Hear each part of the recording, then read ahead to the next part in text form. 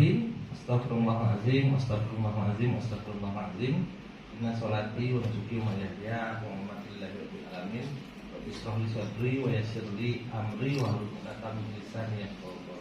Assalamualaikum warahmatullahi wabarakatuh. Waalaikumsalam warahmatullahi wabarakatuh. Izin Pak Samsul berdiri karena FGD kan. Nah, jadi mahasiswa, hidup mahasiswa. Nah, materi hari ini terkait ancaman proxy war. Tadi saya berdiskusi pagi dengan Pak Koamin. Gitu. Harusnya memang terkait dengan proxy war ini harus TNI yang menyampaikan. Tapi perdebatan kami diskusi pagi tadi adalah tapi kan hari ini dekat katanya perang itu kan bukan perang fisik katanya, tapi juga perang yang tidak tampak, perang ideologi, perang kebudayaan. Maka tidak harus TNI Polri yang menyampaikan itu, bisa juga akademisi atau pengamat politik dan lain sebagainya. Saya bukan pengamat ketentaraan, begitu. Nanti kalau dibilang saya pengamat ketentaraan susah. Begitu. Tadi moderator menyatakan bahwa hari ini Rusia menginvasi Ukraina. Kira-kira apa alasannya? Apa penyebab Rusia menginvasi Ukraina? Siapa nih dengan Bang Sahdan? Kenapa Bang Sahdan? Apa alasannya?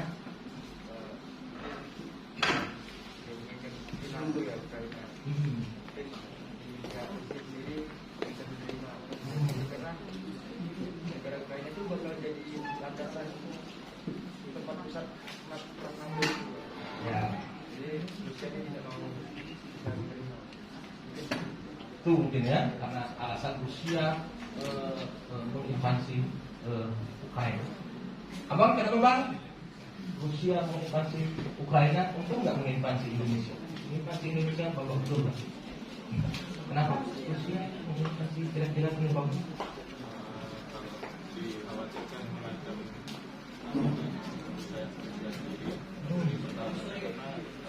Ukraina bergabung dengan NATO atau membangun Bisa membahayakan Rusia. Kalau abang, kenapa Bang? Ini dari? Wah, ini anak buahnya Pak Faisal ya. Bukannya Pak Faisal. Kenapa kira-kira Rusia ini menginvasi Ukraina? Oh ya, baik, silakan. Ketua BEM ya? Wah, BEM lain. Oke, Pak Ketua. Kira-kira kenapa Ketua? Ya.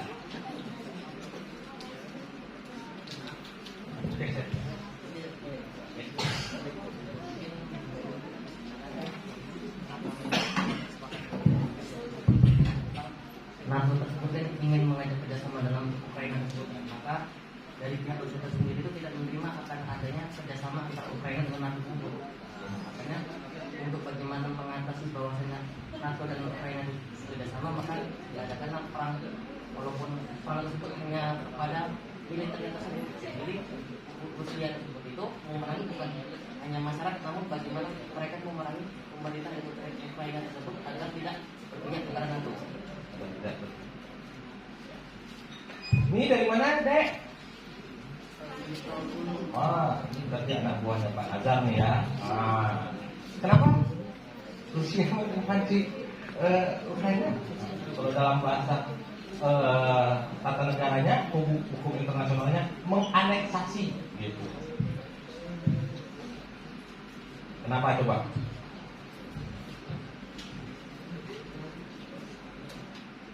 Izin menjawab Pak. Siap. Dikarenakan perpecahan yang awalnya Ukraina dan Rusia ini negara yang satu, yaitu Uni Soviet. Namun akhirnya Ukraina memilih untuk bergabung dengan NATO.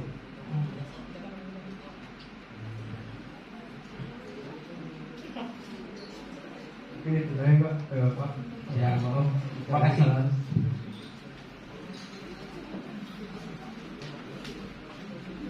Nah, kita tanya dengan dengan kawan-kawan. Nah, kira-kira kenapa, Bang? Nah, ini ketua nih. Sekarang ini saya takut dipanggil ketua, Bang Samsul. Keluar 50.000 nanti kan? Ya mungkin di sini kan karena Ukraina itu kan pengen bergabung ke NATO, jadi pemerintah Rusia itu mempertahankan tanah Ukraina kan karena Ukraina ini kan masih sama kayak Soviet tuh, daratan gitu kan. Jadi situ mungkin kalau Putin mempertahankan Ukraina agar tidak bergabung ke NATO. Itu alasannya. Sekarang ini wah ini anak buahnya Bang Faisal nih. Nah, ini kan. Kenapa Bang? Saya nggak tanya kenapa Rusia menganeksasi Ukraina, tapi yang saya tanya berapa uang yang habis dalam perang Rusia. Saya Berubah. mohon maaf Pak, saya tidak bisa mengkalkulasinya. Dari sana? Tidak bisa. Kenapa kalau alasan menganeksasi kenapa? Aleksasi. Menginvasi ya. Sebenarnya pada dasarnya ini adalah politik internal ya Pak ya. Ya. Karena dari kelompok separatis di Jordan Ya. dan di Donetsk itu yang ingin keluar dari Ukraina sebenarnya. Dan kemudian Rusia mencoba untuk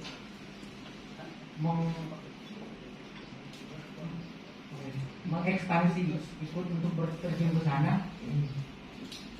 Kan karena pada dasarnya itu ada dua kelompok separatis di daerah Jordan dan di Donetsk sebenarnya. Kalau pada dasarnya ini adalah konflik antar kedua negara. Karena kalau dari sumber daya alam itu di Ukraina lumayan besar. Kalau lihat dari sejarah, perusahaan nuklir waktu di Uni Soviet itu berada di daerah Ukraina. Ini cuma persoalan internal antara Rusia dan Ukraina. Dan soal NATO kan hanya Dewan Keamanan Dunia dari PBB. Artinya pemicunya adalah pemberontakan di Iya. Donbass dan Di Luhansk. Donetsk dan Donetsk. Ya. Dan itu pertama. Maka Rusia ikut campur. Rusia itu lebih dalam lagi Pak kalau soal politiknya di sana jadi ya. Gimana bisa terjadi mereka mengekspansi di sana. Jadi kalau dari kenapa itu hanya masalah politik menurut saya. Terima kasih. Luar biasa pengetahuan politik internasional kawan-kawan aku. Memang itu kondisi kekinian dalam politik global akhirnya adalah aneksasi Rusia terhadap Ukraina yang memang kalau pidato awal Putin gitu, terkait dengan hari pertama menganeksasi itu adalah karena memang mendukung pemberontakan kelompok pemberontakan yang ada di Donetsk dan Luhansk ya. Nah, karena mereka meminta bantuan kepada Rusia. Walaupun sebenarnya secara politik global sejak 2008 NATO sudah menawarkan Ukraina untuk bergabung kepada Ukraina. Tanyanya kenapa harus takut Rusia bergabungnya Ukraina ke NATO? Dalam detik disampaikan bahwa pernyataan Putin bagaimana jika Rusia membangun pangkalan di Meksiko, kan begitu. Karena memang ibu kota Moskow sangat berdekatan dengan Ukraina, sehingga memang sangat dikhawatirkan jika Ukraina bergabung kepada NATO. Jadi sejak 2008 sudah kemudiannya sudah besar, dan pemicunya adalah bahwa adanya kelompok yang ingin memerdekakan, memisahkan diri dari Ukraina, sehingga memang alasan membantu kelompok pemberontak menjadi alasan masuknya militer Rusia ke bagian ke Ukraina.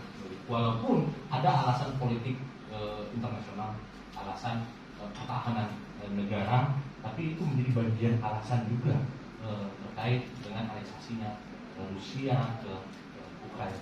Itu penting kita pahami. Artinya apa? Bukan hanya sekedar terkait dengan pertahanan keamanan, tapi ada serangan dari dalam, ada pemicu dari dalam, ada pemberontakan dari dalam yang menyebabkan masuknya Rusia ke Ukraina. Walaupun sebagian besar wilayah Donetsk dan lainnya itu rata-rata adalah penduduk asli Rusia, kan begitu. Nah, kenapa itu bisa menjadi pemicunya? Ya karena memang serangan dari dalamnya begitu besar. Kalau ditanya tadi berapa Rusia menghabiskan biaya, di Detik disebutkan bahwa perharinya itu sekitar 288 triliun menghabiskan anggaran ketika dia menganeksasi Ukraina. Bandingkan dengan perang Vietnam. Perang Vietnam itu menghabiskan 10.700 triliun. Amerika menghabiskan anggaran 10.700 triliun. Di perang Irak, Amerika menghabiskan anggaran 27.400 triliun untuk berperang di Irak. Di perang Afghanistan yang terbesar, Amerika menghabiskan membakar uang 32.700 triliun selama perang Afghanistan. Yang paling kecil adalah perang Libya, 4,8 triliun Amerika menghabiskan uang. Coba saudara bayangkan, ternyata perang itu menghabiskan anggaran yang cukup besar. Jadi uang itu dibakar, sekali rudal itu keluar bung gitu, uang keluar gitu. Maka kalau kita lihat perkembangannya, itu sangat hari ini banyak negara menghindari perang konvensional. Kenapa? Karena dia berbiaya besar. Maka beralih dia, tidak hanya sekedar perang konvensional. Kalau kita lihat hari ini secara teori, generasi perang itu kan sudah sampai pada generasi keempat, begitu. Kalau kita lihat di generasi pertama itu, perang konvensionalnya adalah bawa pedang, berkuda, kan begitu. Ada senapang, di ujungnya ada celurit, kayak perang Napoleon. Kan itu generasi pertama perang, begitu. Mereka saling bentrok, begitu, secara fisik, begitu. Tapi kemudian masuk perang generasi kedua, begitu. Lihat di dalam perang dunia pertama, bagaimana antara artileri dan infanteri menjadi kekuatan perang. Artilerinya menyerang, menghancurkan wilayah musuh, infanterinya masuk memperluas wilayah. Kan begitu. Di generasi ketiga, bagaimana kita lihat dalam konteks perang dunia kedua, langsung melemahkan kekuatan musuh. Lihat bagaimana Amerika menjatuhkan bom di Nagasaki dan Hiroshima. Jadi kekuatan musuhnya langsung dibom, dihancurkan di perang dunia kedua. Hari ini kita masuk di generasi perang keempat. Apa cirinya? Apa ciri perang generasi keempat? Ini dengan adik. Siapa adik? Mayang ya. Nah, kira-kira di generasi keempat ini apa ciri perangnya?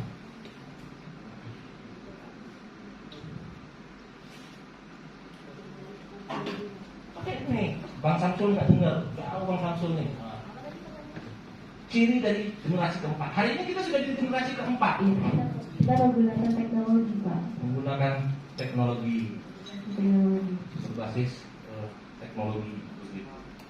Oke, pinjam lagi deh. Apa Bang ciri dari generasi keempat? Tadi sudah?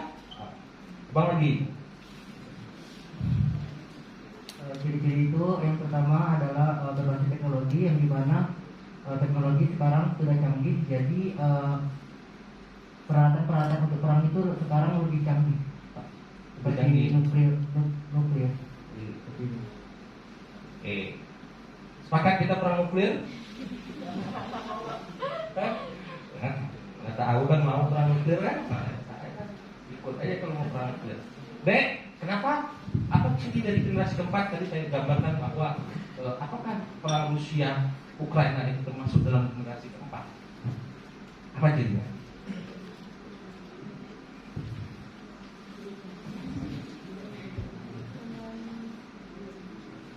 Peperangan dengan ciri adanya ketidakjelasan dalam hal batasan antara konflik ideologi, politik, ekonomi dengan perang itu sendiri.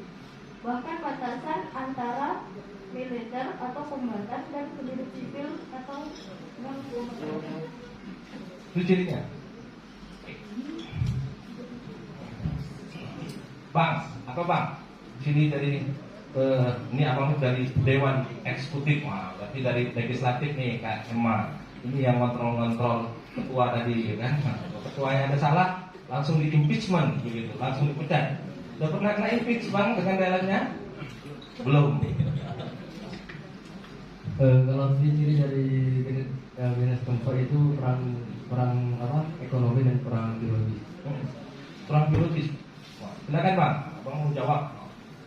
Jadi kalau menurut saya itu perang yang keempatnya dimaksud perang itu tidak menggunakan alat-alat perang seperti nuklir atau segala macamnya.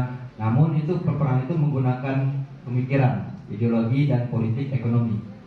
Lebih ke pemikiran dan ideologinya. Jadi peperangan yang dimaksud itu dia tidak menggunakan peperangan secara nampak kasat mata, namun melalui pemikiran dan ideologinya. Itu ya. Bang, abang bang, kenapa? Apa ciri dari generasi keempat bang?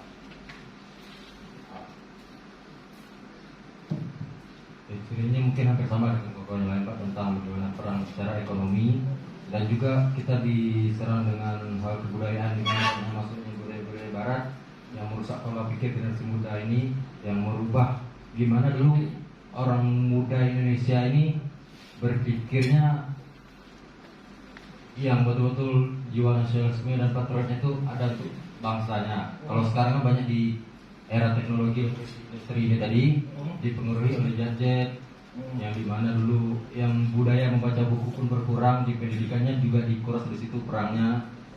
Bisa baca gadget pak? Mungkin beda Pak. Beda ya?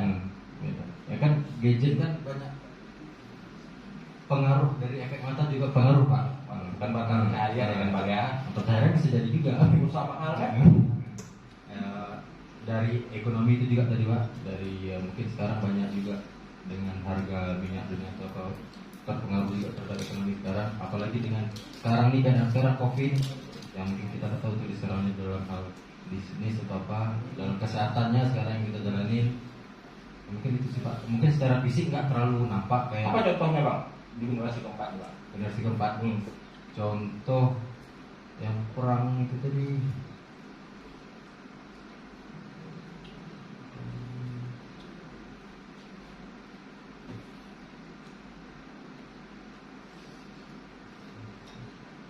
Kalau menurut saya ngambil dalam hal kebudayaannya sih Pak. Dimana banyaknya yang kita tahu sekarang budaya K-pop yang bisa merusak generasi anak muda. K-pop itu apa ya bang? Korea. Oh Korea pop. Saya ini apa yang kayak gitu tak tahu saya. Yang drakor katanya itu, ya mungkin itu menurut saya salah satu contohnya. Ya mungkin belum terlalu besar, cuma itu sedikit mulai munculnya perang generasi keempat. Terima kasih. Terima kasih bang. Bang ini begitu saya kesini langsung lihat saya deh bos. Takut saya. Apa bang? Ciri dari generasi keempat ini sekarang bang? Mungkin yang bisa saya ketahui atau saya tak sengaja yang ada di pikiran saya, seperti yang kita ketahui, contohnya salah satu yang terjadi seperti di Papua kemarin, karena terjadinya pemberontakan antara KKB, OPM dengan masyarakat dan dibantu oleh Tentara Nasional Indonesia. Ini dari saya, itu aja sih yang saya ketahui. Bang Dis Fazli. Sekarang ke Kak Ani ya. Kak Ani kan namanya? Bukan? Siapa namanya Kak? Gita, Pak. Siapa? Gita. Gita. Menurut saya ciri-ciri dari Generasi keempat, perang generasi generasi keempat. keempat itu bisa jadi sebuah gosip. Gosipnya itu seperti dari Lambe Tura kan Pak. Itu dari mulut ke mulut dan juga itu kita nggak tahu itu hoax atau enggak. Itu termasuk juga ciri-ciri menurut saya. Dan aktivitas politik yang politik sosial maupun budaya serta perang saudara seperti yang terjadi di Papua. Terima kasih Pak. Itu termasuk generasi keempat ya. Menurut saya Pak. Apa itu gosipnya Kak Gita? Gosip dari Lambe Tura Pak. Lambe Tura. Itu. Kawat kakak ini websitenya Lambe Tura bang. Jadi teman-teman, kalau kita lihat dalam konteks generasi keempat itu, ciri pertamanya adalah rakyat menurut loyalitas dan kepercayaannya pada negara. Itu ciri dari perang generasi keempat. Kalau tadi di generasi pertama dia konvensional, adu bala, Generasi kedua dia lebih mengandalkan kepada infanteri dan artileri, saling serang. Generasi ketiga lebih kepada pusat kekuatan. Generasi keempat dia lebih kepada menurunnya loyalitas kepercayaan rakyat terhadap negara.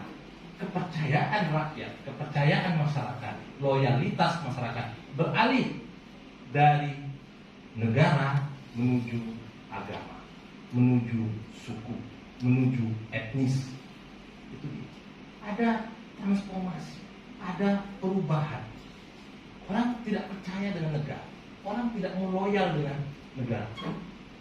Kenapa tema ini kemudian diambil menjadi tema bela negara? Jadi loyalitas orang itu lebih kepada, benar kan itu, ideologi agama. Orang lebih mau mati-matian berjuang kepada agama. Orang mau mati-matian berjuang terkait dengan suku. Orang mau berjuang mati-matian loyal dia kepada etnisnya. Dalam kasus Rusia Ukraina masuk itu. Pemberontakan yang terjadi di Ukraina karena ada loyalitas kepada etnis. Ya, kalau dia loyalitas kepada negara, dia nggak akan memberontak. Ya kan? Kalau di Donbas itu dia masyarakatnya loyal kepada negara, dia tidak akan memberontak. Ada pergeseran loyalitas, ada pergeseran kepercayaan. Masyarakatnya tidak percaya lagi kepada negara. Lihat dalam kasus perang Vietnam. Ada pihak ketiga yang bermain. Itu yang disebut dengan proxy war. Kalau kita lihat pengertian proxy war itu adalah sebuah konfrontasi antara dua kekuatan besar dengan menggunakan pemain pengganti untuk menghindari konfrontasi secara langsung dengan alasan mengurangi risiko konflik langsung yang berisiko pada kehancuran fatal. Jadi tidak face to face. Amerika nggak langsung bertempur dengan Rusia. Dalam kasus perang Libya nggak langsung dia musuh bertempur dengan pemerintahan Rusia. Pasti di abad 20 peperangannya itu melibatkan pihak. Lihat dalam kasus perang Afghanistan ada pemberontakannya. Lihat dalam kasus perang Irak. Lihat dalam kasus perang Rusia. Lihat dalam kasus perang Vietnam. Jadi ada tingkat kepercayaan masyarakat yang menurun. Maka next dia masuk. Kalau kita lihat indikasi di kita itu ada gerakan separatisme, gerakan Aceh Merdeka. Proksikah dia? Gerakan yang sekarang Papua, organisasi Papua Merdeka. Ada sekelompok orang yang tidak loyal pada NKRI. Kenapa? Karena tingkat kepercayaan yang menurun, loyalitasnya beralih kepada agama, kepada kelompok, kepada suku, kepada etnis. Sehingga muncul gerakan-gerakan untuk memisahkan diri. Muncul gerakan-gerakan disintegrasi bangsa. Saya tidak ingin menyatakan bahwa kelompok-kelompok itu didanai, tapi faktanya gerakannya masih. Jadi tidak langsung negara Facebook negara, tapi ada pihak ketiga yang dilibatkan. Lihat dalam kasus pisahnya Timur, Pulau Timor di timur Indonesia. Ada Kretelin di sana, ada kelompok-kelompok pemberontakan di sana. Maka ciri dari proxy war itu tidak semata-mata negara Facebook negara. Lihat yang kedua, demonstrasi massal. Itu juga ciri dari proxy war. Tidak semua demonstrasi memang mencirikan proxy. Tapi demonstrasi-demonstrasi yang membawa kepentingan tertentu, maka dia pasti menimbulkan proxy. Maka dari mahasiswa, kalau demo harus hati saya yakin dan percaya mahasiswa itu agen of change, agen of control. Saya dulu 10 tahun, 20 tahun yang lewat seperti saudara. Demonya di atas mobil, demonya nahan bikin macet begitu. Tapi memang demo-demo ideologis. Karena kita membela masyarakat. Tapi ada juga berbagai demo yang seperti itu. Terus kalau kita lihat indikasi proksi di Indonesia, implementasi regulasi yang merugikan. Jadi saya ini kebetulan satu S2 S3 saya ini hukumnya hukum tata negara. Jadi saya sendiri kadang-kadang tidak percaya dengan produk undang-undang itu memang untuk kepentingan masyarakat. Kita lihat dalam kasus undang-undang tembakau, siapa yang diuntungkan? Undang-undang tembakau, siapa yang diuntungkan? Pengusaha tembakau. Kenapa? Salah satu bentuk proxy war adalah bagaimana mengeruk kekayaan sumber daya alam negara tujuan. Jadi tidak lagi perangnya perang fisik, datang tentara ke sini nembakin saudara, tidak. Tapi dia bisa masuk dalam banyak hal, dalam bentuk demonstrasi, dalam bentuk implementasi regulasi, termasuk juga dalam tanda kutip omnibus law bagian dari menurut sebagian. Wah, karena lebih mengutamakan kepentingan investasi. Kenapa Indonesia ini kaya, sumber daya alamnya kaya, banyak suku, banyak ras, banyak bahasa, kekayaan alamnya melimpah. Kalau tadi ada negara yang mengambil alih kekayaan Indonesia pakai perang konvensional, tadi saya bandingkan dalam perang Afghanistan yang terbesar, Amerika Serikat harus mengeluarkan 32.700 triliun dalam perang Afghanistan. Itu kalau APBD Kepri itu hampir mendekati 4 triliun. Berapa tahun APBD Kepri gitu? Coba kalikan 800 tahun, 800 kali APBD Kepri. Itu biaya perang. Maka dia bisa saja menginvasi, bisa saja mengambil kesempatan tidak melalui jalan perang, dan bisa saja melalui agen. Itu implementasi regulasi salah satunya itu. Buat lihat selalu di demo kan, setiap tahun kita lihat undang-undang tenaga kerja buruh demo begitu. Apakah itu bagian dari proxy war? Jadi kalian bisa mengalami. Tapi yakin dan percayalah, salah satu bentuk indikasi proxy itu adalah implementasi regulasi yang merugikan masyarakat Indonesia secara luas. Ada juga yang bagus. Coba lihat kebijakan Pak Jokowi 3 bulan terakhir. Listrik padam di Jawa, menghentikan ekspor batu bara. Pening Singapura, pening Cina. Kenapa batu bara nggak dikirim? Selama ini kebutuhan ekspornya lebih besar, sehingga menyebabkan kebutuhan dalam negeri berkurang. Ketika kasus terakhir mati di Jawa, listriknya, Pak Jokowi mengambil kebijakan. Hentikan itu, ekspor, penuhi dulu kebutuhan dalam negeri. Penting. Lihat juga kebijakan-kebijakan tambang boksit akhir ini. Kalau dulu kita boksitnya ekspornya berlipat kan begitu. Kekayaan alam kita itu dikeruk, ya kan? Karena kan inti dari perang itu adalah penguasaan sumber daya alam, penguasaan wilayah. Tapi sekarang tidak bisa. Ekspor sumber daya alam tidak boleh dalam kategori mentah, tapi harus setengah jadi. Kenapa? Karena begitu negara. Itu basisnya adalah peraturan. Terus selanjutnya peredaran narkoba. Wah, ini juga luar biasa. Penelitian saya menunjukkan hampir ratusan pelabuhan tikus di Kepri sebagai pintu masuk narkoba. Kok bayangkan, saya tidak bicara skopnya Indonesia, tapi skopnya Kepri.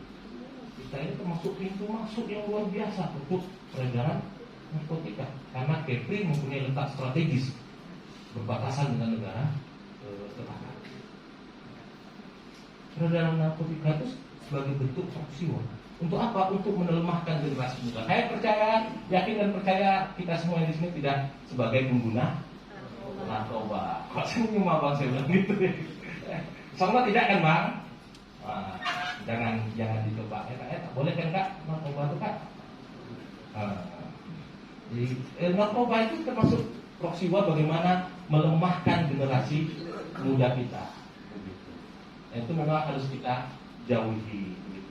Dua hal saja kalau mau jadi orang sukses, jauhi narkoba satu, yang kedua jangan pernah korupsi. Begitu. Jadi kalau kita sudah menjauhi narkoba, kita tidak korupsi, insya Allah kita sukses. Insya Allah kita aman. Terus yang ketiga, selanjutnya bentrok antar kelompok yang terbaru di daerah Jawa yang menyebabkan anak SMA bentrok pakai rantai motor, gerigi motor, kan begitu. Yang 2 orang ditahan, benar nggak? Supaya menimbulkan korban jiwa, itu juga bentuk dari tidak hanya antar kelompok, antar suku juga bentrok. Dan percayalah, kita ini adalah bangsa yang kuat.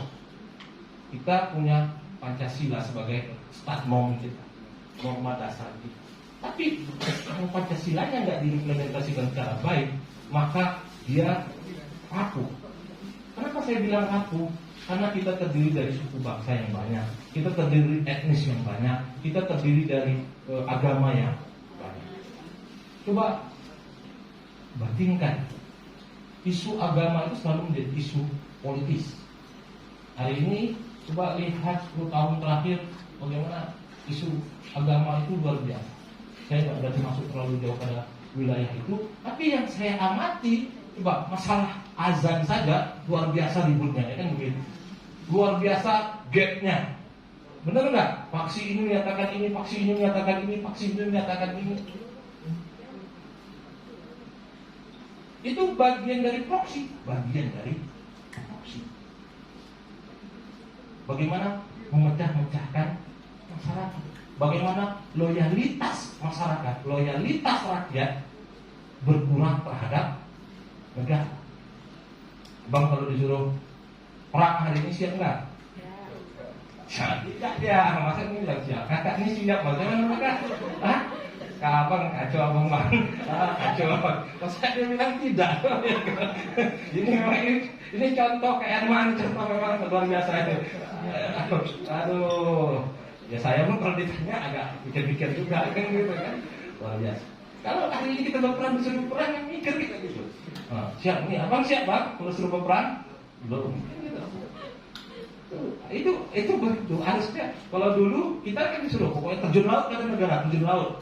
Dulu saya ingat P4 saya itu bagaimana mewujudkan cinta tanah air. Cium tuh bendera, saya cium bendera, cium tuh tanah. Cium tanah. Kita saudara nggak mengalami itu. Apa wujud saudara mencintai tanah air? Cium tuh tanah, cium tanah. Itulah kita cinta tanah air. Cinta itu bukan hanya pada pasangan kita, jadi juga harus cinta pada negara kita, harus cinta pada tanah air kita. Nah, ini indikasi proksi di Indonesia. Banyak lagi yang menjadi indikasi proksi war yang ada di Indonesia. Jadi hari ini perangnya bukan perang fisik, teman-teman. Hari ini perangnya bukan perang senjata, hanya semata-mata senjata. Itu adalah alternatif paling akhir. Kenapa orang mengurangi perang konvensional? Karena biayanya mahal, karena kehancurannya total. Coba bayangkan, saya contoh satu lagi perang proksi. Tahu negara Zimbabwe? Apa yang terjadi dengan Zimbabwe hari ini? Mata uang paling rendah. Kenapa? Kenapa? Karena dia mencetak uang banyak-banyak. Kenapa? Kenapa Bang tahu Zimbabwe? Apa yang terjadi dengan Zimbabwe hari ini?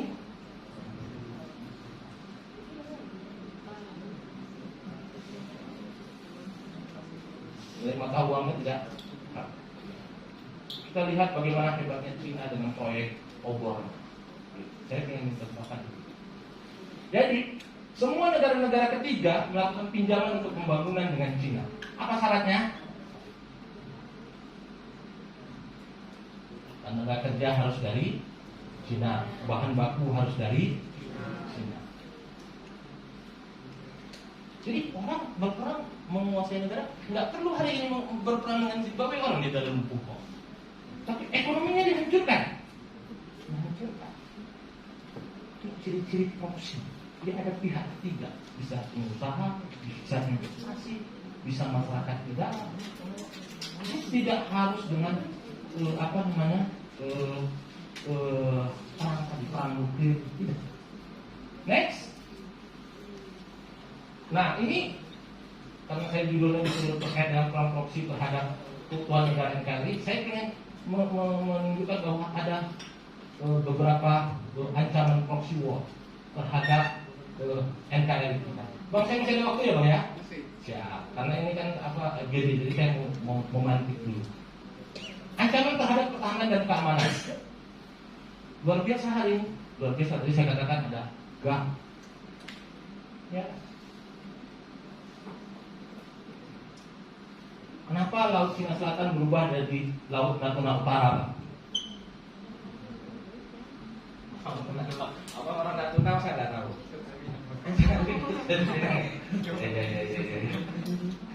Bang, kenapa Laut Cina Selatan berubah kita di Indonesia diundangkan menjadi Laut Natuna Utara?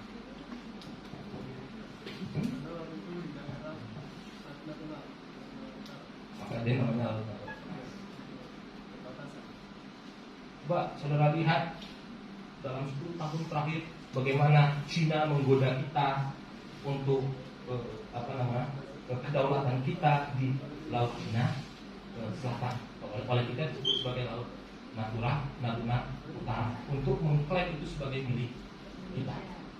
Laut Cina Selatan itu banyak melibatkan negara, Vietnam, Laos, Malaysia, Cina, Indonesia, Brunei, semua dan Filipina. Amerika Serikat berkepentingan di Laut Cina Selatan. Kekayaan alamnya luar biasa. Gas alam terbesar adanya di Laut Cina Selatan. Jadi intinya adalah bagaimana penguasaan sumber daya manusia.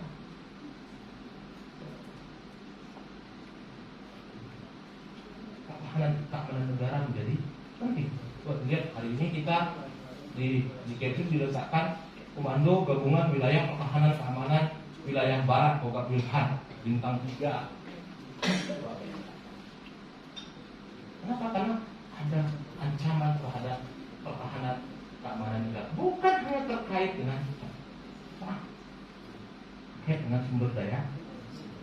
Bagaimana perbatasan kita hari ini? Dulu kita ada 19 pulau terluar kalau saya nggak salah. Sekarang 22 pulau terluar. Terbanyak ada di Provinsi Kepulauan Riau. Yang selanjutnya ancaman terhadap ekonomi. Ini juga menjadi ancaman dalam proxy war. Ekonomi kita dijajah. Penduduk Indonesia ini rata-rata adalah bukan produktif, tapi adalah konsumerisme. Dia adalah penduduk yang menggunakan. Kenapa begitu? Karena kita ada 270 juta jiwa. Itu pasar yang besar untuk ekonomi. Semua yang kita pakai HP Cina, HP Jepang, kan begitu. Sepatu dari mana gitu ya kan? Jepang, Cina, begitu. Ekonomi kita juga terjajah begitu. Kita lebih senang makan McD begitu kan? Kita lebih senang makan pizza gitu. Bang senang nggak makan ketoprak? Nggak enak ketoprak itu bang. Nah, nasi padang boleh lah ya kan? Nah, ekonomi juga kita terjadi. Terus ancaman terhadap nasionalisme. Nah, ini dari katanya K-pop. Saya nggak tahu itu K-pop itu gimana itu. Saya orang yang jarang nonton TV, saya hanya nonton berita. Kalau nonton hanya nonton berita. Jadi budaya kita nasionalisme, rasa nasionalisme itu rendah. Ancaman terhadap nasionalisme kita itu menurun. Kenapa? Karena rasa cinta tanah air kita lemah, karena ada faksi-faksi, ada pemecahan di dalam masyarakat kita yang saya sebutkan tadi. Kita terbelah dengan persepsi agama, kita terbelah dengan persepsi ideologi, kita terbelah dengan persepsi suku, kita terbelah dengan persepsi etnis. Gitu. Padahal kita NKRI, anak ibu pertiwi. Benar ya? Tapi ada kenyataannya, kadang kita lebih mengutamakan kepentingan-kepentingan yang sifatnya pas. Itu membahayakan nasionalisme, membahayakan. Apa contohnya? Gerakan Riau Merdeka, ya kan? Gerakan Aceh Merdeka itu menganggap yang lebih itu ancaman terhadap nasionalisme. Makanya kita harus lebih cinta kepada tanah air kita. Kita harus lebih cinta kepada produksi dalam negeri kita. Lagi-lagi proxy war itu tidak hanya perang senjata, tapi juga perang ekonomi, perang pemikiran. Terus ancaman gabung, ancaman terhadap generasi muda ini yang lebih parah ini sekarang. Apalagi 2 tahun ini masih online. Semester berapa? Adik semester berapa? Belum pernah masuk kampus. Masya Allah. Mungkin lokasi kampus ini nggak tahu di mana kan? Tahu ya. Bang semester berapa bang? Udah masuk kampus kan? Bang semester berapa? Udah pernah masuk kampus? Masa terawat kampus belum? Itu juga yang menjadi pemikiran kami dosen-dosen bahwa 2 tahun terakhir ini ada yang hilang dengan generasi kita. Karena online itu tidak bagus mungkin, tapi tidak bisa mentransfer attitude, tidak bisa mentransfer kultur, tidak bisa mentransfer integriti, tidak bisa mentransfer kejujuran. Kenapa? Karena dia ini ada yang apa? Saya tak ingin mengatakan lost generation, ya. Tapi harus kita akui ada yang apa? Nilai yang berkurang terhadap generasi hari. 4 tahun, bang, sudah 4 tahun, 4 semester kan? 4 semester. Ya silakan kawan-kawan koreksi sendiri. Di lingkup dosen saya pikir nggak hanya di Unra, di STK, di STIE, di STT, semua di STMU punya pemikiran yang sama bahwa ada yang jadi generasi muda kita tadi benar tuh kata moderator bahwa saudaralah sebagai penerus bangsa ini kalau tidak dipersiapkan secara benar ya repot juga. Next, nah saya ingin menyampaikan karena ini FGD beberapa hasil. Saya berharap tadi kata moderatornya ada diskusi. Saya berharap nanti di forum ini ada rekomendasi. Saya ingin mencontohkan beberapa rekomendasi terhadap FGD proxy war. Di Universitas Indonesia pada tahun 2014 diskusi akademiknya oleh mahasiswa melahirkan beberapa rekomendasi. Pertama itu bahwa proxy war itu menjadikan dengan cara menjadikan Indonesia yang memiliki jumlah penduduk lebih dari 200 juta sebagai pasar untuk menjual hasil komoditas negara musuh. Jadi apapun produksinya dikirim ke Indonesia karena kita punya potensi pasar yang luar biasa, 270 juta jiwa. Itu rekomendasinya. Terus menghambat pembangunan dan pengembangan sumber daya manusia SDM Indonesia agar kualitasnya tetap rendah. Ini balik lagi ke era Belanda. Orang nggak boleh sekolah tinggi-tinggi, nanti pintar. Perempuan nggak boleh sekolah, kan begitu. Maka RA Kartini marah, kan begitu kan? Terus pelajar Indonesia diberikan beasiswa yang tinggi, dimanjakan dan dilakukan indoktrinisasi untuk selanjutnya secara tidak sadar dijadikan agen untuk kepentingan negara musuh. Saya berharap ini tidak ada. Tapi banyak yang seperti itu, banyaklah. Jadi dikasih beasiswa, dijadikan agen, dijadikan apa? Spionase begitu. Itu rekomendasi anak putih tahun 2014. Terus ada investasi secara masif ke Indonesia sehingga dapat menguasai sektor strategis di Indonesia. Pernah dengar kasus Bandara Kuala Namu sudah dijual asetnya oleh BUMN?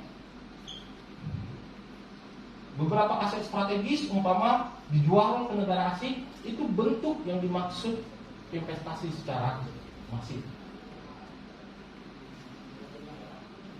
Itu yang terjadi pada negara-negara Zimbabwe dan lain sebagainya. Terus ada bekerja sama dengan negara lain untuk membuat fakta perdagangan dan atau menciptakan pasar bebas untuk selanjutnya menekan dan mengembargo produk-produk Indonesia. Zaman Pak Harto dulu 90-an, beliau melarang kita masuk pada waktu itu adalah zamannya ekonomi bebas. Nah, Pak Harto tidak mau kekeh. Kenapa? Karena kata Pak Harto, masyarakat kita belum siap, SDM kita belum siap.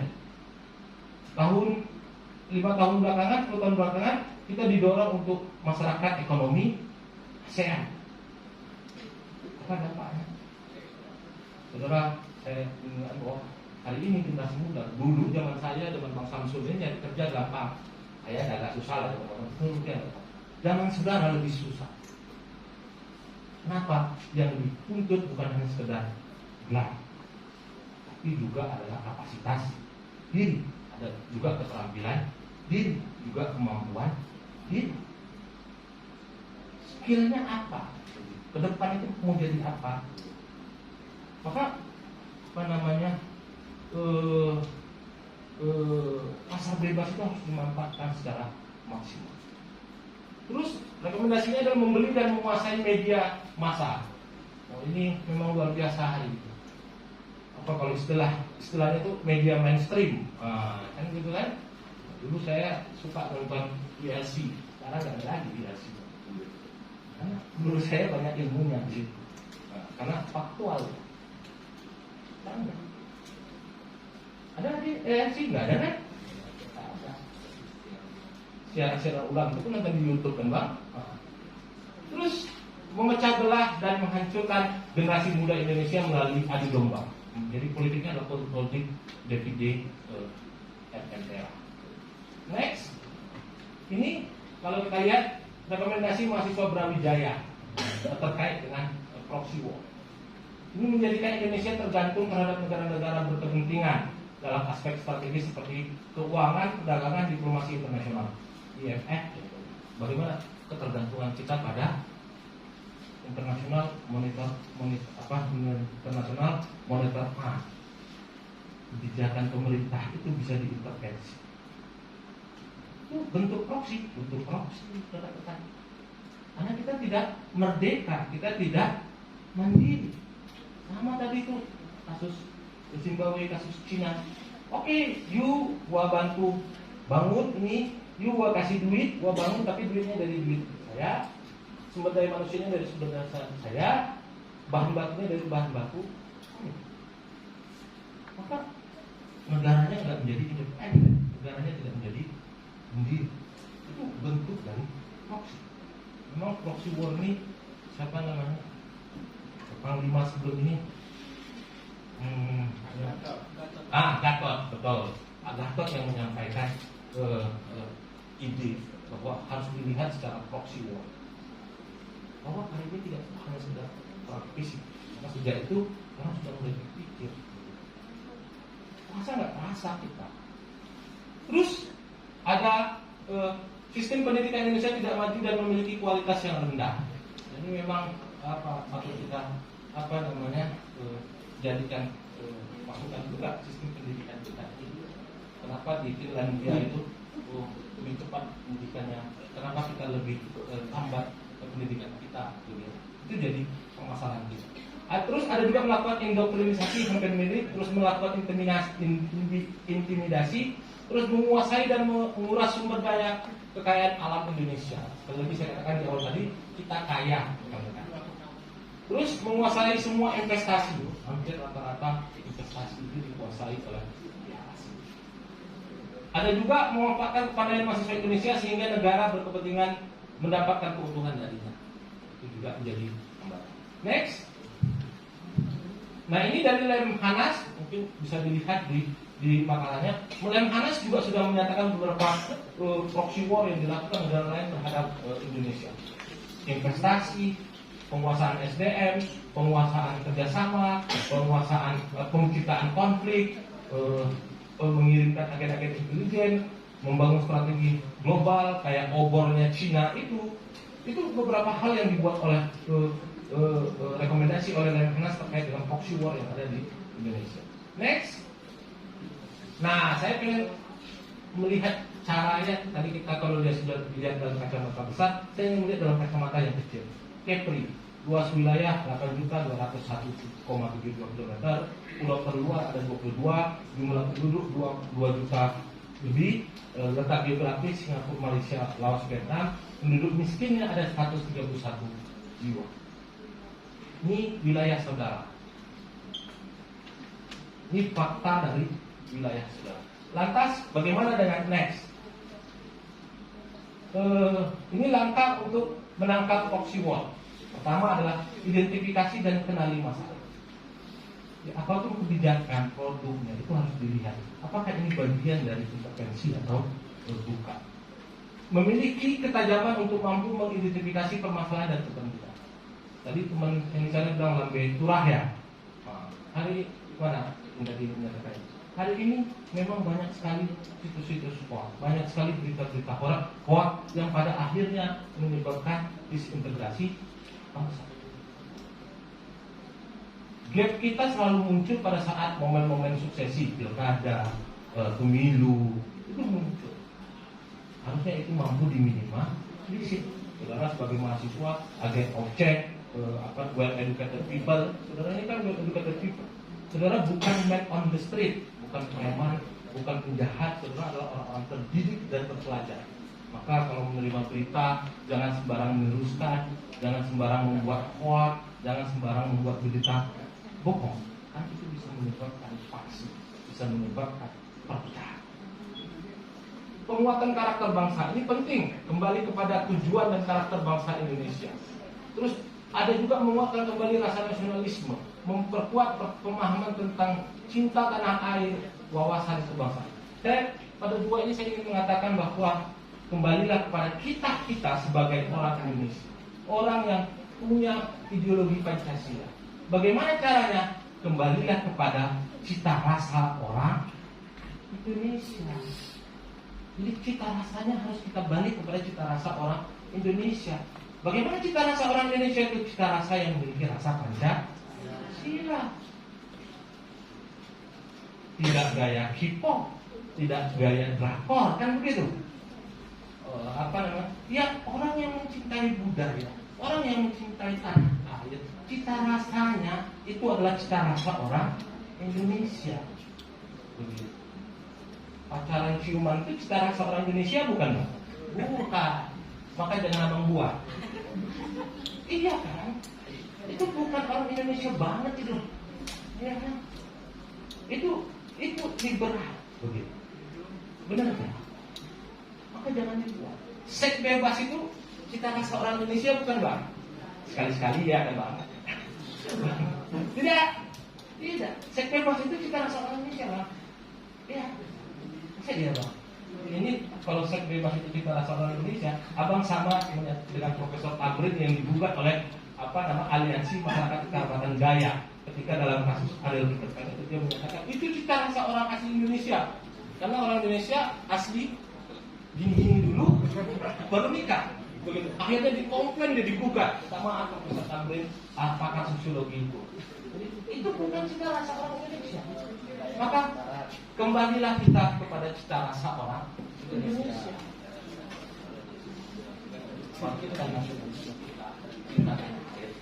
Next. Nah, ini saya berharap. Jadi Kabupaten Kepri kita tanggal berapa? Tanggal 10 ya Bang ya. 10 Maret 2022 dalam fokus group discussion yang diadakan oleh Kesbang Kabupaten Blitar. Peserta MGD menyampaikan bahwa proxy war dapat dilakukan pihak asing terhadap Indonesia, khususnya Provinsi Kepri, dalam bentuk sebagai berikut.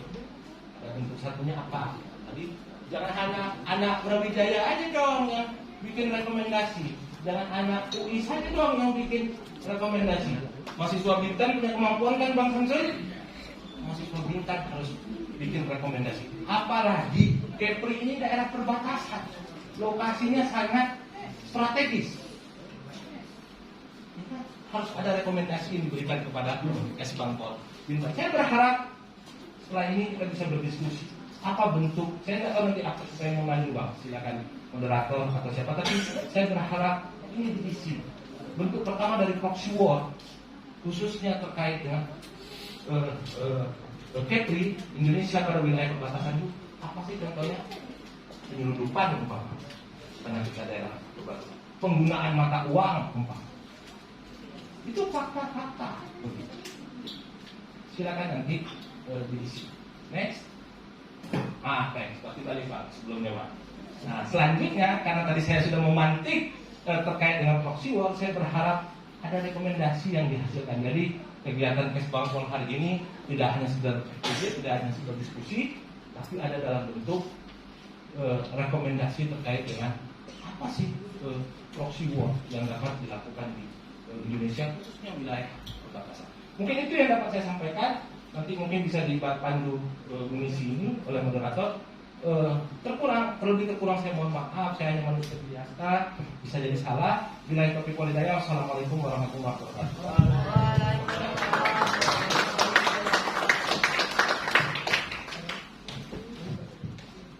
Bagaimana anak muda serta FGD masih semangat?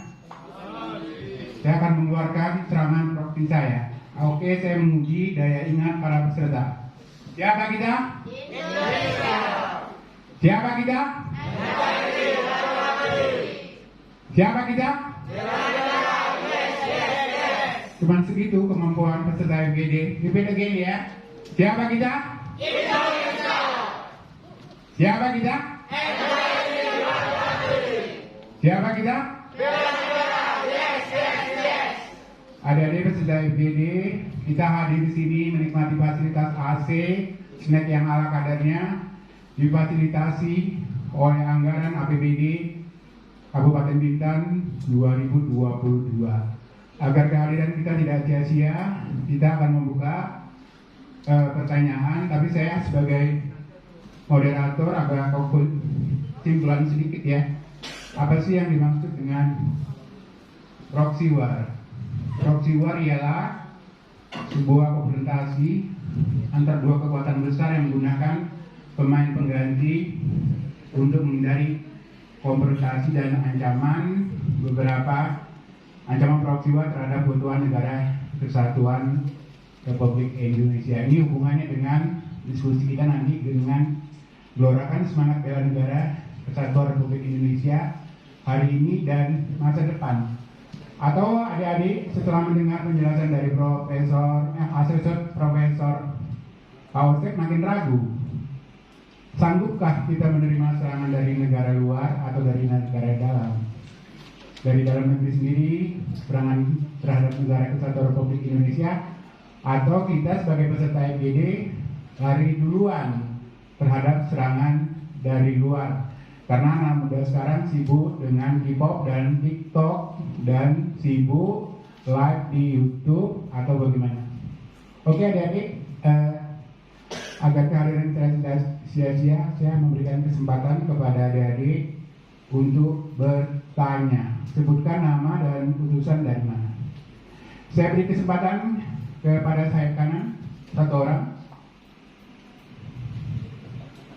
Bingung atau memang sudah jelas apa sih yang dimaksud dengan proxy war? Kami memang mengambil bahan agak berat sedikit karena bela negara bukan sekedar baris berbaris. Kita semua sebagai warga negara Indonesia mempunyai peranan aktif untuk membela negara.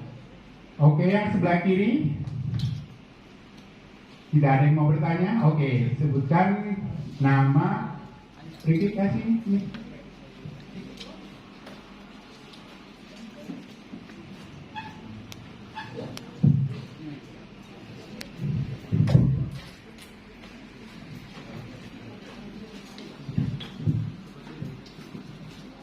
Izin Pak narasumber, Pak moderator, izin Pak, izin rekan-rekan semua. Baiklah, saya akan berperkenalkan diri dengan menggunakan pantun. Izin pergi ke pasar membeli jamu. Siap ulangi, pergi ke pasar membeli kari, tidak lupa membeli jamu. Mohon saja nama diberi, sedikit sempat menimba ilmu.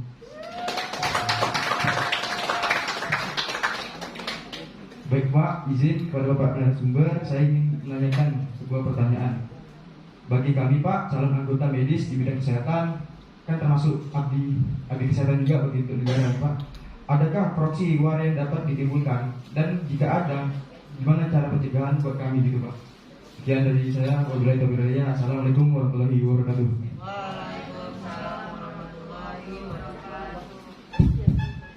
Saya beri kesempatan satu orang lagi. Saya ingin mendengar suara perempuan terhadap proxy war.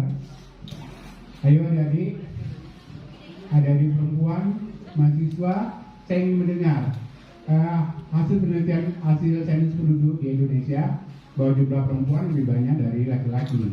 Saya ingin mendengar suara perempuan dalam forum diskusi grup ini tentang kesadaran bela negara. Ayo. Tadi ada yang memberikan jawaban. Oke, sebutkan nama, utusan dari mana. Waktu dan tempat saya persilakan.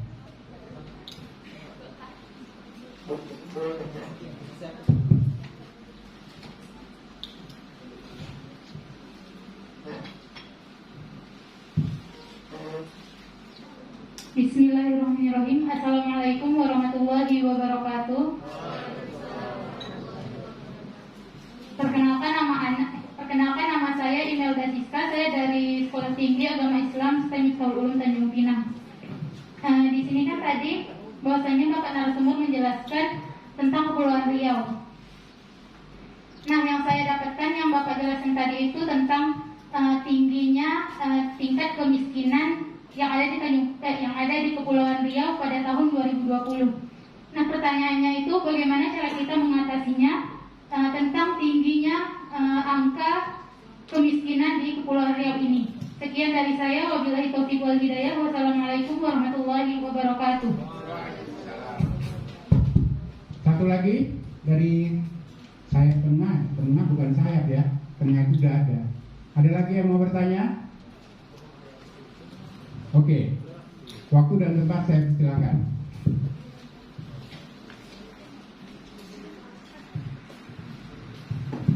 Ya, assalamualaikum warahmatullahi wabarakatuh. Perkenalkan, saya Isin Ilham dari Sekolah Tinggi Ilmu Sosial dan Ilmu Politik Raja Habib Tanjung Pinang.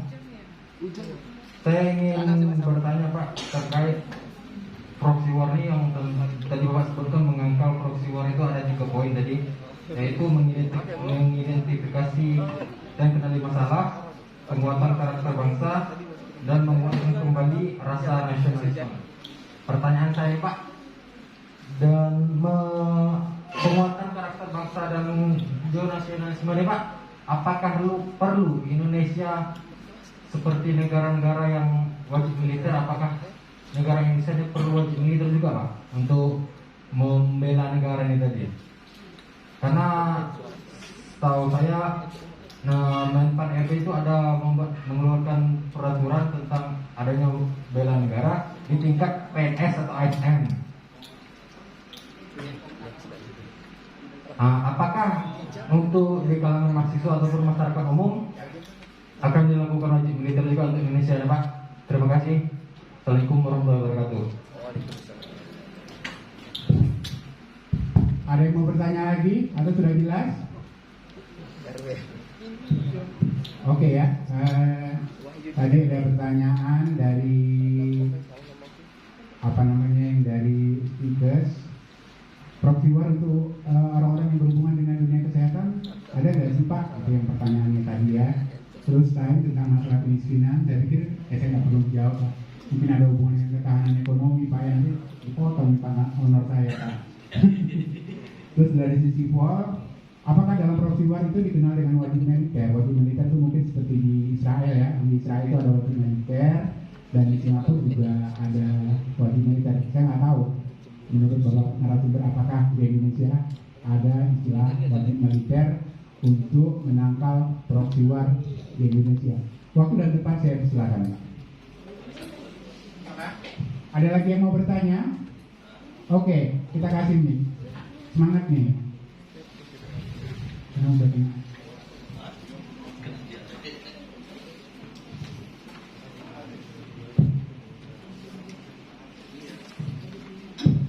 Baik, bismillahirrahmanirrahim. Assalamualaikum warahmatullahi wabarakatuh. Sebelumnya perkenalkan, nama saya Jeffrianto, utusan dari STAIN Sultan Abdurrahman Kepulauan Riau. Saya ingin mempertanyakan tentang proxy war. Terkait proxy war ini kita tidak mengetahui proxy war ini terbagi penyerangannya itu tidak tahu antara luar atau dalam. Jadi bagaimana caranya kita mengetahui ancaman proxy war itu dilakukan penyerangan antara luar atau dalam. Nah, kemudian untuk proxy war ini lebih menguntungkan ke individu. Kalau di wilayah Kepri kita itu di Bintan itu terdapat PT yang bernama Yushikawa Elektronik, itu dikembangkan dari luar Indonesia. Yang menjadi pertanyaan saya, sedangkan Bintan ini sumber daya alamnya itu lebih banyak, namun kenapa bisa sebuah PT yang berada di luar itu mendirikan di wilayah Kepri kita? Nah, itu salah satu munculnya angka kemiskinan dan angka pekerjaan lowongan pekerjaan bagi masyarakat Kepri itu terkecil.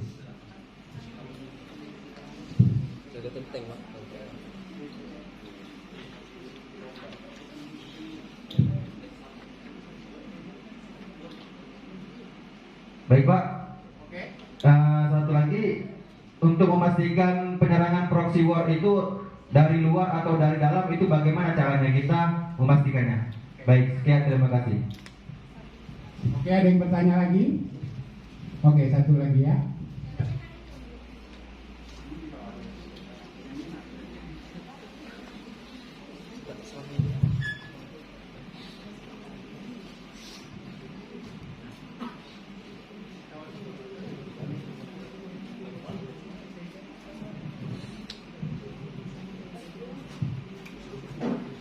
Assalamualaikum warahmatullahi wabarakatuh. Perkenalkan, nama saya Sarul dari Sekolah Tinggi Teknologi Indonesia. Pertanyaan saya, apa upaya dari Badan Kesatuan Bangsa dan Politik bagaimana mengatasi proxy war? Jelaskan upaya dan serta alasannya. Kenapa diberikan upaya seperti itu? Terima kasih.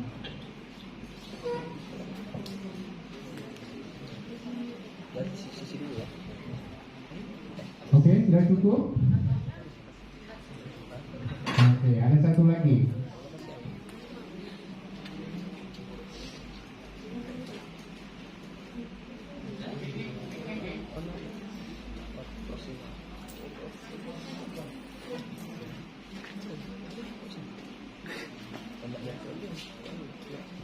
Assalamualaikum warahmatullahi wabarakatuh. Sebelumnya mohon izin perkenalkan diri, saya dari Muhammad Fadli, saya dari STM Tanjung Pinang. Kita kan di generasi milenial sekarang kan udah mempelajari yang apa yang dinamakan proxy war. Apakah ada tips untuk usia dini agar mereka bisa mengetahui lebih tentang proxy war? Sekian dan terima kasih.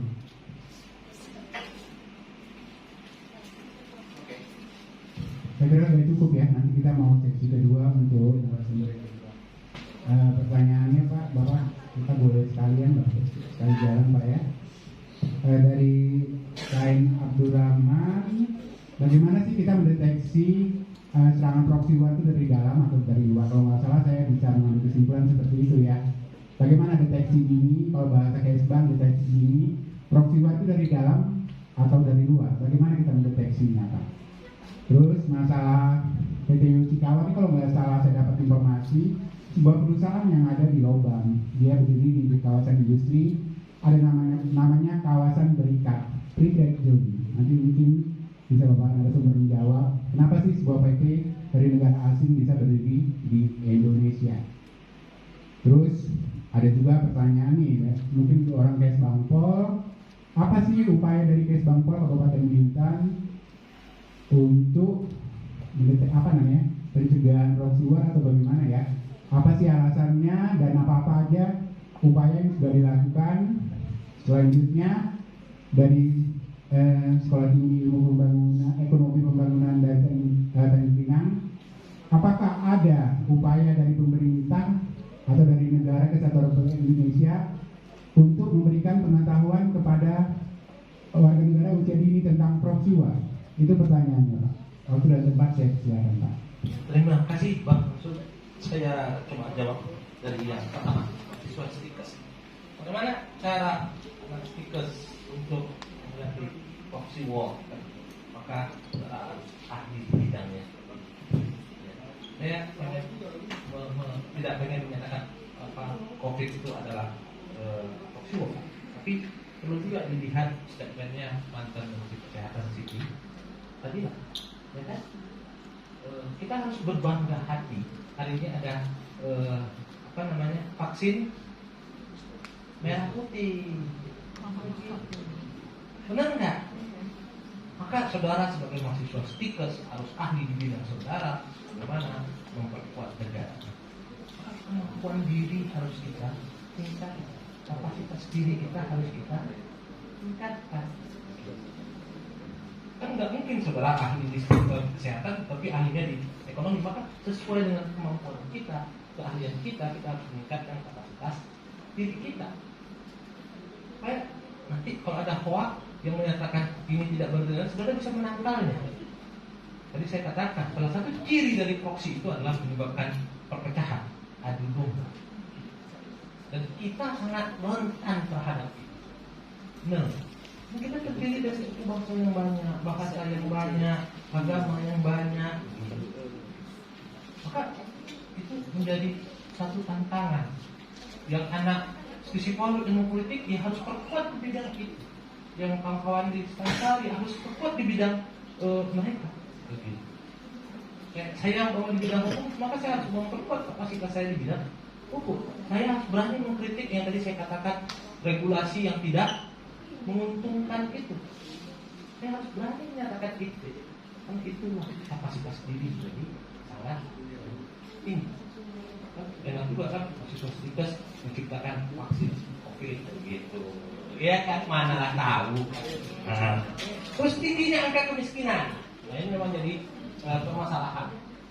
Kenapa? Kemiskinan itu cenderung memberikan dampak yang sangat luas. Di Kepri kemiskinan, kantong kemiskinan ini memang sangat banyak dan susah. Tak bisa diberantas. Bukan, tak boleh kita menghilangkan kemiskinan karena Al-Quran menyatakan ada orang miskin. Nanti kita melawan kita suci kalau kita mau menghilangkan kemiskinan. Tapi kita harus mengurangi kemiskinan.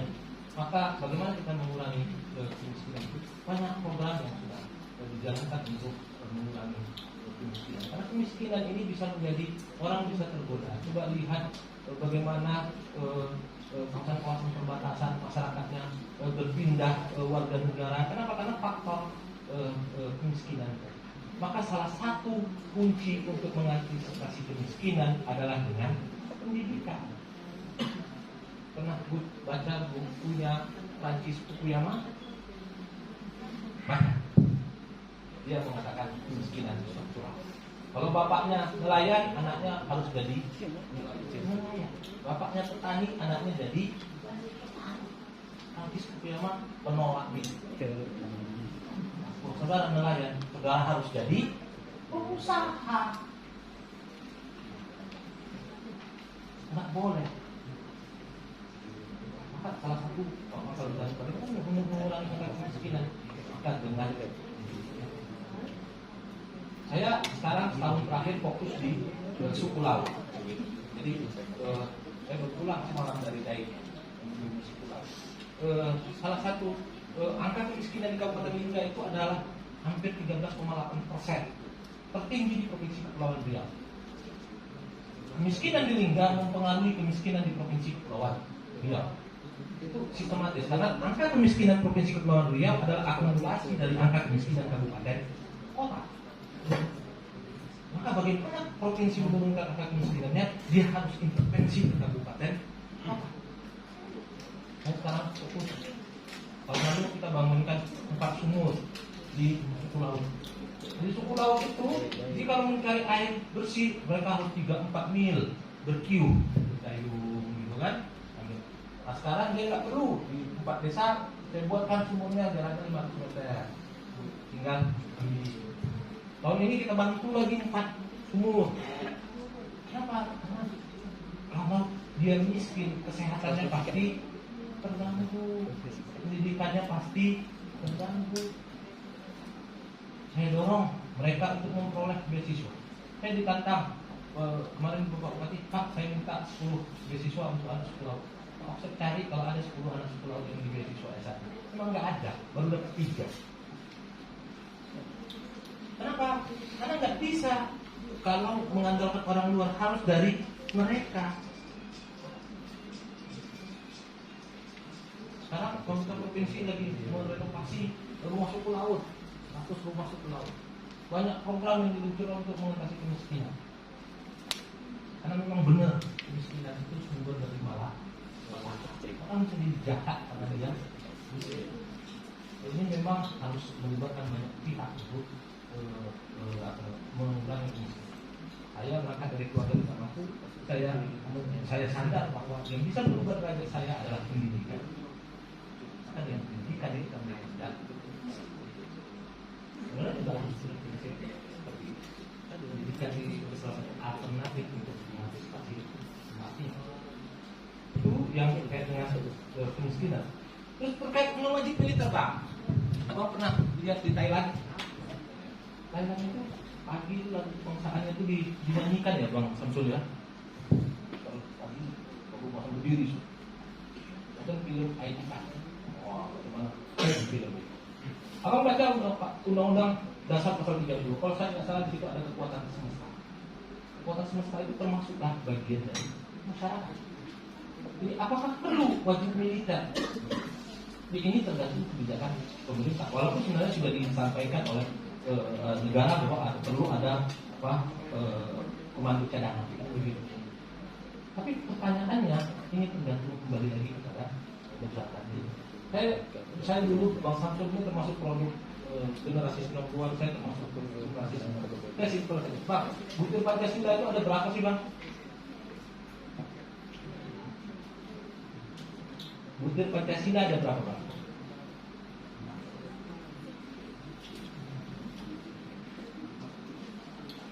Bang, butir Pancasila ada berapa, Bang? Ya. Tahu Bang Samsul. 9. Oke. Kak, butir Pancasila itu ada berapa sih? Hah? 44. Butir Pancasila ada berapa sih? Butir Pancasila ada berapa? 7. Butir Pancasila ada berapa? Berapa? 36 butir. Butir Pancasila ada berapa? 36. Berapa? Kalau bisa satu. Berapa? 36. Maka saya rekomendasikan ke KMA atau Bang Samsul dibuatlah pelatihan peningkatan kapasitas kajian. Saya dulu waktu SD tak hafal butir Pancasila itu kena marah, kena sebar sama guru. Ketuhanan yang Maha Esa, butirnya tidak memaksakan agama yang satu kepada agama yang lain, percaya kepada keyakinan masing-masing, kan begitu. Menghargai agama orang lain, itu butir yang ditanamkan pada diri saya, pada diri Bang Samsul. Begitu ya Bang Samsul ya? Itu butir. Ada 45. Pasca 36 berubah jadi 35. 45 kalau saya nggak salah. Ya kan?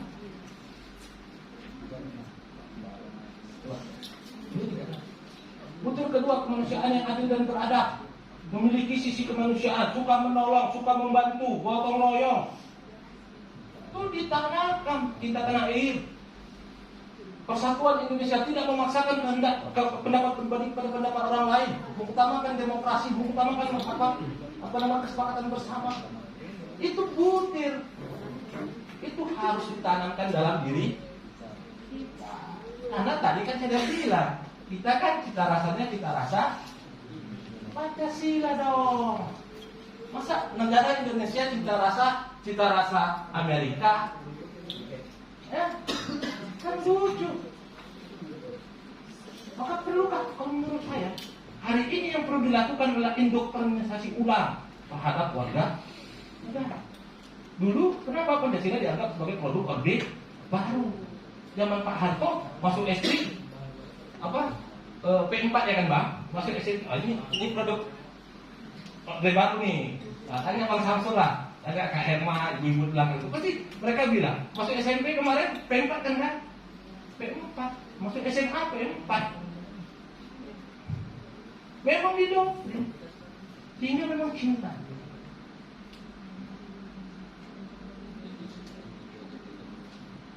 Menurut saya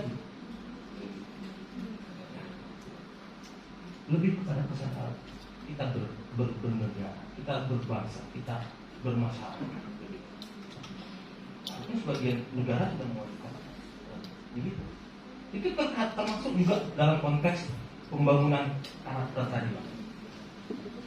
2013 ingat saya tema pendidikan nasional itu adalah membangun karakter building. 2014 itu juga sampai sekarang nation karakter building semua.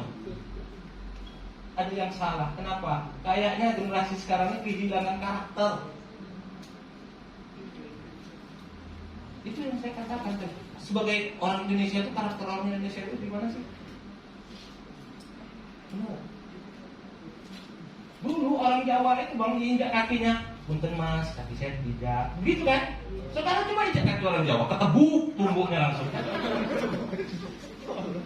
Apa mudah marah kita? Coba lihat di laporan kepolisian Bang Samsul, salah sedikit lapor polisi, salah sedikit lapor polisi.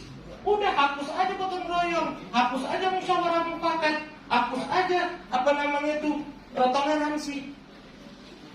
Kalau sikit-sikit lapor polisi, sikit-sikit lapor polisi. Polisinya pening.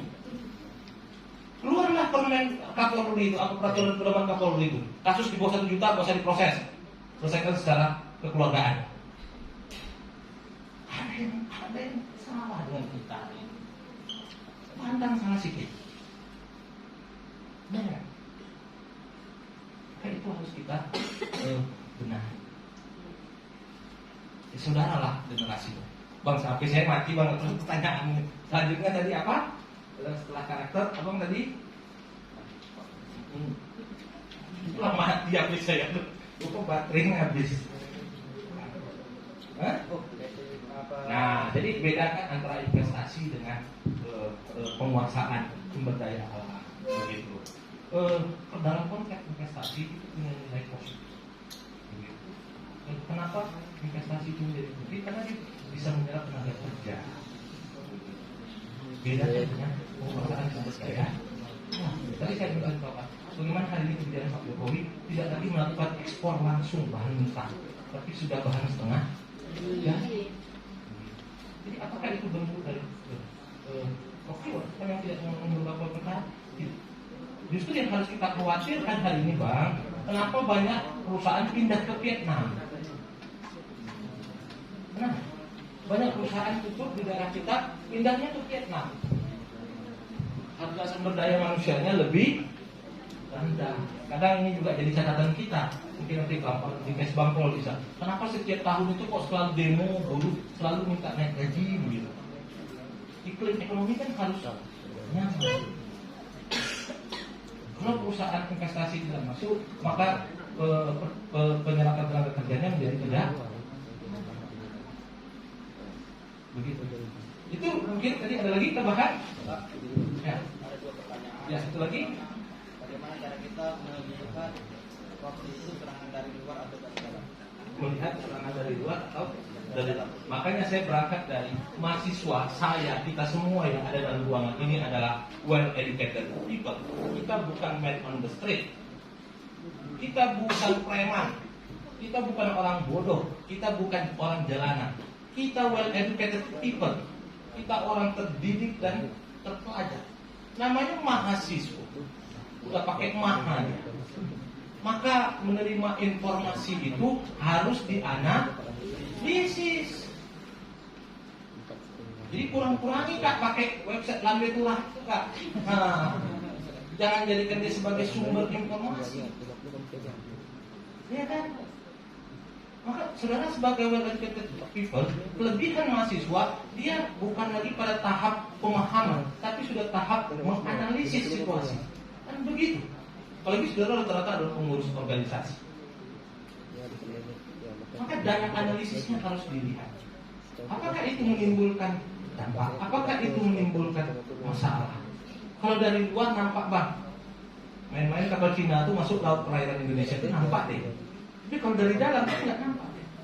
Maka itulah dibutuhkan analisis yang tajam untuk melihat apakah itu bagian dari proxy war menimbulkan perpecahan atau tidak di masyarakat. 2019 Bang Samsul, kami dari provinsi melakukan pemetaan konflik yang ada di Kepri. Daerah lokasinya Bintan, Karimun dan Batam. Batam itu potensi konfliknya tertinggi adalah konflik lahan. Batam, konflik lahan, konflik tenaga kerja itu potensi tertinggi konflik. Di Bintan ada nggak? Ada. Lahan, tenaga kerja, termasuk juga agama. Tapi dia tidak sampai menimbulkan perpecahan, tidak sampai menimbulkan konflik horizontal, orang beradu berkelahi. Begitu. Tapi apakah itu ada potensi? Ada.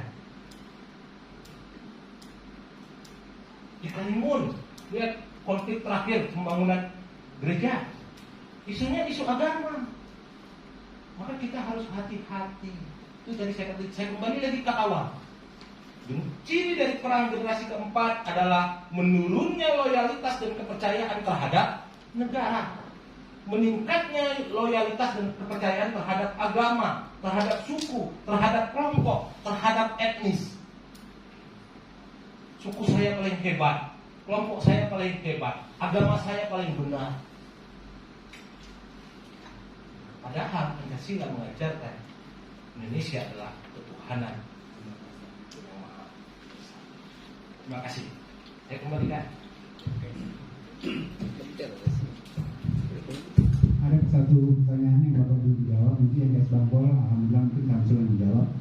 Apakah ada upaya dari pemerintah untuk memberikan pengetahuan proxy war untuk warga negara yang berusia dini, Pak? Apakah ada program dari pemerintah? Instruksi moderator, pertanyaan saya belum dijawab. Tunggu, nanti saya yang jawab. Saya yang jawab.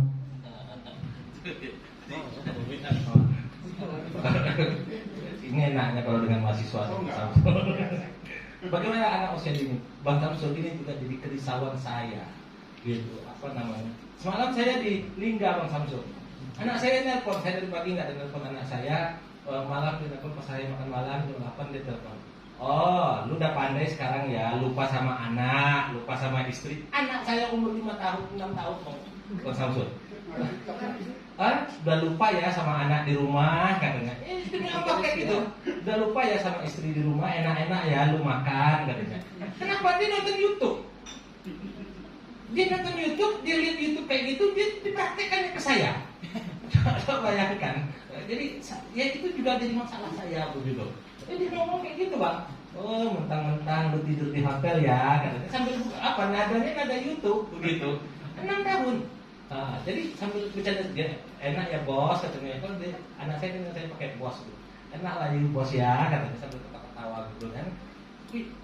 Tapi walaupun bercanda hubungan anak dan orang tua, tapi ada nilai bang yang menurut saya harus kita. Ini kita diajarkan dengan orang tua itu harus hormat. Mahasiswa sekarang panggil dosennya, bro, mana bro? Walaupun dia canda. Walaupun mau menjaga hubungan, tapi ada nilai yang berkurang. Hari ini susah, kami mikir orang tua. Jadi anak saya itu udah 1 bulan ini Samsul saya ajarkan, pokoknya nggak boleh pegang HP kalau belum mandi. Kalau enggak dia nggak. Jadi ya sangat susah juga. Dan ada kesalahan orang tua, ada Bang Samsul. Kita pengen simple, malas kita anak kita ribut kita kasih HP ya nonton. Tapi kita kadang-kadang tidak melihat apa yang dia. Jadi ini apa sisi sebelah dari teknologi. Kalau teknologi itu membawa sisi positif dan sisi negatif, ada sisi negatif dalam orang. Usia dini juga begitu. Hari ini coba lihat anak usia dini anak SD memperkosa. Suplainya dari mana?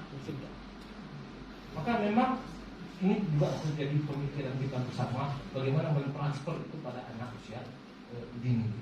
Itu mungkin tadi terkait Kes Bangpol saya mungkin sedikit menjawab. Hari ini bagian dari yang dilakukan oleh Kes Bangpol untuk mempertahankan NKRI. Mungkin itu.